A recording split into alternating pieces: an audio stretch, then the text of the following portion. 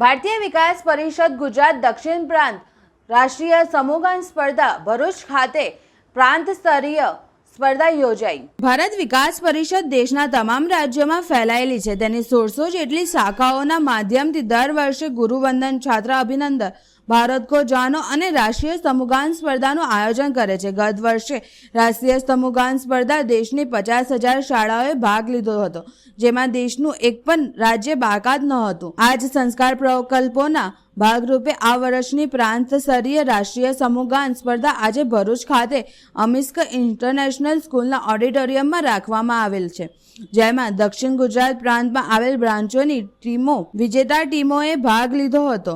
સ્પર્ધામાં તમામ ટીમો અને વિદ્યાર્થીઓએ ખૂબ જ ઉત્સાહ અને જુસ્સાથી સમૂહ ગીતોને પ્રસ્તુત કરી હોલ ગજવી દીધો હતો।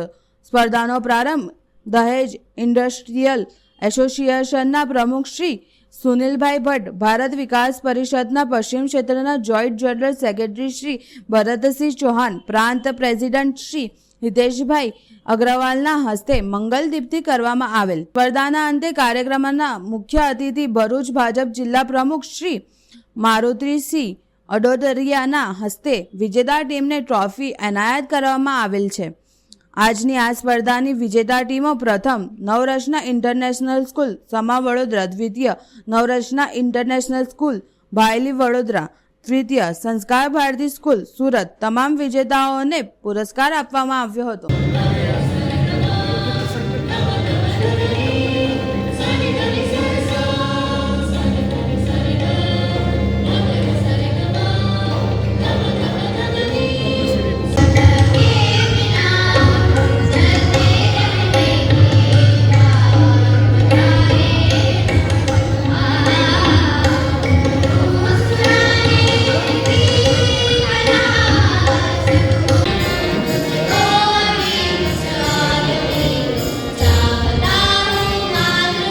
Thank you.